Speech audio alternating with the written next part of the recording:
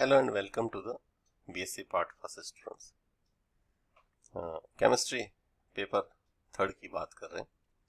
Third के अंदर एक यूनिट है न्यूक्लियर एंड रेडियो केमिस्ट्री, मतलब नाभिकीय रसायन के बारे में अपन बात करेंगे। नाभिकीय रसायन की बात करने से पहले बहुत इम्पोर्टेंट है कि मैं आपको नाभिकीय रसायन के बारे में बहुत इम्पोर्टेंट चीज़ें बताऊं कि इसमें क्या क्या बातें होती है जो हमारे काम की हैं। वो हमें बहुत इंपॉर्टेंट डेफिनेशंस मुझे बतानी है जो हमारे काम की है, वो बताएंगे आपको। सबसे पहले अपन बात करते हैं डिस्कवरी ऑफ रेडियो एक्टिविटी की खोज कैसे हुई, डिस्कवरी कैसे, बहुत इंपॉर्टेंट कहानी है रेडियो एक्टिविटी डिस्कवरी की। बहुत पुरानी 1896 की बात है।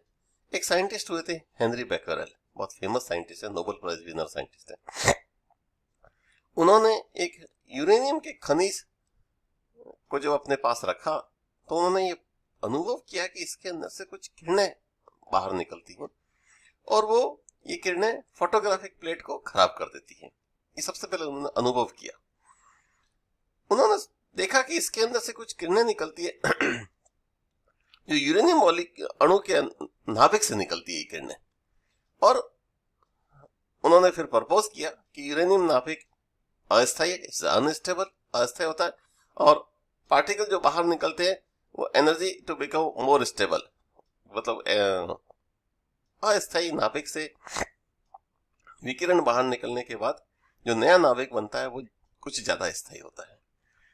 उन्होंने इस प्रकार रेडियो एक्टिविटी की खोज की और सबसे पहले नोबेल प्राइज फिजिक्स का 1909 का नोबेल प्राइज हेनरी बेकरेल को मिला।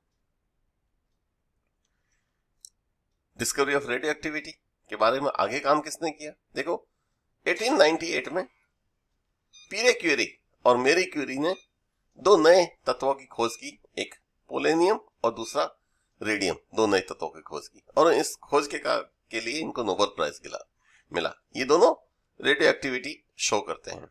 उन्होंने फिजिक्स का Nobel prize the share the Nobel prize in the physics with Becquerel for discovery of radioactivity. दो बार नोबेल प्राइज मिला मैडम क्यूरी को, एक बार अपने पति पीरे क्यूरी के साथ और एक बार हेनरी बेकरेल के साथ इनको नोबेल प्राइज मिला। रेडियो एक्टिविटी समझने से पहले अपन सबसे पहले ये देखें कि परमाणु होता क्या है। हमने छोटी क्लासों में पढ़ा है, मैं एक बार क्विक रिवीजन कर देता हूँ ताकि आपको समझ में आवे कि हमने क्या क्या छोटी छोटी बातें परमाणु के बारे में पढ़ी, क्योंकि ये टर्म रोज आएंगे। All matters are made up of elements, सभी तत्व परमाणु से बने होते हैं, तत्वों से बने होते हैं, और सबसे छोटा पदार्थ के सबसे छोटे कण को परमाणु कहते हैं। हर तत्व के अंदर प्रोटॉन न्यूट्रॉन इसके नाभिक के अंदर होते हैं और atom at different elements contain different number of protons. हाँ, अलग अलग तत्वों के नाभिकों में अलग अलग तत्वों के प्रोटॉन होते हैं, अलग अलग संख्या में प्रोटॉन होते हैं। The mass of an atom is almost entirely due to the number of proton and neutron. Yes, किसी भी परमाणु का भार उसके अंदर प्रोटॉन और न्यूट्रॉनों की संख्या से ही निर्धारित होता है। ये आपने छोटी क्लासों में पढ़ा। देखो एक परमाणु का स्ट्रक्चर बनाया, इसके नाभिक के अंदर ये प्रोटॉन और न्यूट्रॉन है, प्रोटॉन और न्यूट्रॉन है और इलेक्ट्रॉन चक्कर लगाते हैं, दो प्रोटॉन दो न्यूट्रॉन दो इलेक्ट्रॉन। अगर आप पहचानो तो ये एटम हीलियम का नाभिक है, इट इज हीलियम का नाभिक है। अगली बात करते हैं, हाँ, किसी भी तत्व को हम किस तरह से प्रदर्शित करेंगे कि ये मास नंबर, द्रव्यमान संख्या, इसको हिंदी में बोलते रहे द्रव्यमान संख्या, ये प्रोटॉनों की संख्या और न्यूट्रॉनों की संख्या का जोड़ होता है। इसको किसी भी तत्व के सिंबल के ऊपर की तरफ लिखते हैं, मास नंबर को ए से बताते हैं, ए से बताते हैं, ए से लिखा। एटॉमिक नंबर, इसे परमाणु क्रमांक, ये परमाणु क्रमांक है। ये क्या होता है? प्रोटॉनों की संख्या होती है और इसको जेड से बताते हैं, ये नीचे की तरफ लिखते हैं। मतलब एक तत्व है, ऊपर द्रव्यमान संख्या और नीचे परमाणु क्रमांक। अगर मैं बात करूं हीलियम की, तो हीलियम में अभी अभी अपन ने देखा था कि प्रोटॉन 2 है तो इसका परमाणु क्रमांक 2 है, इसकी द्रव्यमान संख्या 4 है। इस तरह से हीलियम 2-4 से शो करता है इसको। यस, नंबर ऑफ प्रोटॉन को जेड से शो करता है, अभी आपको बताया। प्रोटॉनों की संख्या को जेड से शो करते हैं, न्यूट्रॉनों की संख्या को एन से शो करते हैं। ये मास नंबर द्रव्यमान संख्या को ए से शो करते हैं और प्रोटोनों और न्यूट्रॉनों की संख्या का जोड़ द्रव्यमान संख्या होती है, वो Z/n की को A कहते हैं। इस तरह से ये बहुत बेसिक चीजें जो छोटी क्लासों में आपने सबने पढ़ रखी है इन चीजों को। सबसे पहली बात है, कुछ नई डेफिनेशन है, ये आइसोटोप समस्थानिक। स्थानिक क्या होते हैं? समस्थानिक अपन बात करते हैं आइसोटोप्स क्या होते हैं। आइसोटोप ये देखो, कार्बन 612, कार्बन 613 और कार्बन 614, इन सबका परमाणु क्रमांक आप गौर से देखो 6 है, मतलब इसके प्रोटॉनों की संख्या 6 है और न्यूट्रॉनों की संख्या अलग है। इसमें न्यूट्रॉनों की संख्या भी 6 है और इसमें न्यूट्रॉन 7 है और इसमें न्यूट्रॉन 8 है। अर्थात वे तत्व जिनके परमाणु क्रमांक तो समान हो लेकिन द्रव्यमान संख्या भिन्न भिन्न हो, वो समस्थानिक कहलाते हैं। समस्थानिक कहलाते हैं। ये बहुत छोटी डेफिनेशन है, छोटी छोटी क्लासों में पढ़ाई जाती है आजकल तो।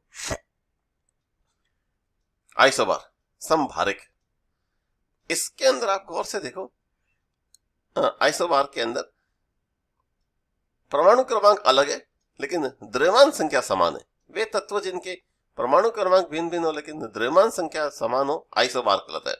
Chemical having same number of proton और न्यूट्रॉन, द्रव्यमान संख्या समान है लेकिन परमाणु क्रमांक अलग होते हैं, आइसोबार कहलाता है। ये सम भार समान है इसलिए इनको हिंदी में बोलते हैं समभारिक। समभारिक कहलाता है, आइसोबार्स कहलाते हैं। अगली बात करें आइसोटोन। आइसोटोन क्या होते हैं? आप गौर से देखो, इसमें सम न्यूट्रॉनी, हिंदी में बोलते हैं सम न्यूट्रॉनी, नाम से स्पष्ट है, न्यूट्रॉनी नाम से ही स्पष्ट है कि इनमें प्रोटोनों और न्यूट्रॉनों की संख्या दोनों अलग है, परमाणु क्रमांक और द्रव्यमान संख्या दोनों भिन्न भिन्न है, लेकिन न्यूट्रॉनों की संख्या समान है। तो न्यूट्रॉनों की संख्या समान होने से इनको सम न्यूट्रॉन या आइसोटोन्स कहते हैं। Same neutron, different atomic number and mass number, different atomic number mass number but same neutron है तो सम न्यूट्रॉनिक क्लास है। डेफिनेशन भी लिखी हुई है इसके अंदर। आइसोमेरिक स्टेट ये एक समावेवी स्थिति होती है कि परमाणु क्रमांक भी समान, न्यूट्रॉनों की संख्या भी समान, द्रव्यमान संख्या भी समान, लेकिन अलग अलग energy level, different energy level है ना, भिन्न ऊर्जा स्तर है। इसमें भिन्न भिन्न ऊर्जा स्तर है। जैसे आप देखो ये दोनों टेक्टिशियम है, परमाणु क्रमांक भी समान है, द्रव्यमान संख्या 99 भी समान है, लेकिन इसकी एनर्जी स्टेट अलग है। Nuclear isomer is a metastable state of an atom nucleus caused by the excitation of one or more of its nucleons. Proton और न्यूट्रॉन को मिला के न्यूक्लियॉन कहते हैं कि उसमें अगर एक या दो का एक्साइटेशन हो जाता है तो वो आइसोमेरिक स्टेट में आ जाता है, तो एक्साइटेड स्टेट में आ जाता है एक तरह से। बाकी इस स्टेट के अंदर कुछ भी अलग नहीं है, प्रोटॉनों की संख्या समान है, न्यूट्रॉन की संख्या समान है, द्रव्यमान संख्या समान है, सब कुछ समान है, बट एक एटम की न्यूक्लियर की एनर्जी स्टेट दूसरे से थोड़ी सी भिन्न है। स्टेबिलिटी ऑफ न्यूक्लियर्स बहुत इंपॉर्टेंट चीज, यहां से रेडियो एक्टिविटी अब थोड़ी थोड़ी शुरू होनी चालू हुई। नाभिकों का स्थायित्व, नाभिकों का स्थायित्व, नाभिकों का स्थायित्व, स्थायित्व की बात करते हैं। कौन से नाभिक स्थायी होते हैं? As mention previously, nucleus consist of proton and neutron which are called nucleus. Proton have positive charge while the nucleon are neutrals. There are two forces work on a nucleus. एक किसी भी नाभिक के स्थायित्व के लिए यह समझना चाहिए कि न्यूक्लियस किन आकर्षण बलों से बंधा हुआ है। एक है कूलोम्बिक आकर्षण बल, कूलोम्बिक रिपल्सन फोर्स, ये तो प्रतिकर्षण बल है, क्योंकि प्रोटॉन सारे पॉजिटिव चार्ज है तो इनके बीच में आपस में प्रतिकर्षण होता है। और एक न्यूक्लियर फोर्स है, अट्रैक्शन फोर्स। ये nuclear force between nucleus it is strong that it negates that the effect of the force of repulsion between proton and which helps bind the nucleus together। ये जो force होता है नाभिकीय आकर्षण बल, ये ऊपर वाले कूलोम्बिक रिपल्शन फोर्सेस से, प्रतिकर्षण बल से ज्यादा होता है, तभी तो नाभिक स्थायी है और सभी न्यूक्लियन अर्थात प्रोटॉन और न्यूट्रॉनों को बांधे हुए होता है। ये एक स्टेबिलिटी टेबल बना है, इसमें नीचे प्रोटॉनों की संख्या और न्यूट्रॉनों की संख्या को आधार लेकर एक टेबल बने। आप गौर से देखिए इस टेबल को, एक बीच में लाइन खींचिए, ये लाइन है n/z या n/p का मान 1 आता है, ये n/z का मान 1 को बताती है ये संख्या, n/z बराबर 1 को बताती है। और आप गौर से देखो इस लाइन के ऊपर एक घनी जैसे ये परमाणु की रेखा है, लाइन है, यहाँ पर सारे तत्वों के न्यूक्लियस आए हुए हैं। वे सभी तत्व जिनके न्यूक्लियस इस लाइन से ऊपर है वो तो है स्थायी, और जो इससे नीचे है वो इस लाइन से के नीचे है वो अस्थायी है। The graph shows that nucleus which are more than 20 proton must have more neutron and proton in order to be stable. Yes, why? Because extra neutron mitigate the effect of repulsion force between the protons. Yes, ये n/1 का मान 1 है।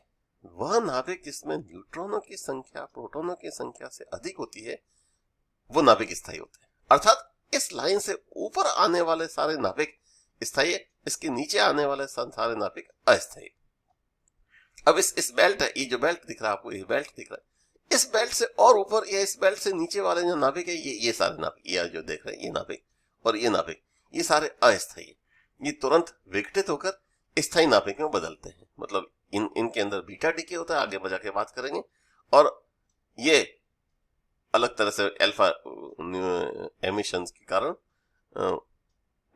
अस्थायी से स्थायी नाभिक में बदलकर इस बेल्ट में आना चाहते हैं, क्योंकि ये बेल्ट सबसे ज्यादा स्थायी नाभिकों का बैंड है। बैंड ऑफ स्टेबिलिटी लिखा है, band of stability 1:1 ratio show करता है, ये बात है।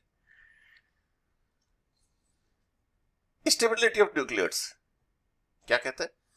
If nucleus is stable it does not spontaneously emit any kinds of radioactivity. Yes, radioactivity तो है ही अस्थायी नाभिकों का गुण, इसलिए वे सारे नाभिक जो स्थायी है वे रेडियोएक्टिविटी शो नहीं करते। If the nucleus is unstable, it has the tendency of emitting some kind of radiations. It is a radioactive. Therefore, the radioactivity is associated with unstable nucleus. Radioactivity तो अस्थायी नाभिकों का गुण है। स्थायी नाभिक नॉन रेडियोएक्टिव होता है, अनस्टेबल न्यूक्लियस रेडियोएक्टिव होता है। Unstable nuclide can become stable by releasing different type of particles. Yes, अस्थायी नाभिक है, अनेक प्रकार के अल्फा बीटा और गामा विकिरण उत्सर्जित करके स्थायी में बदलता है।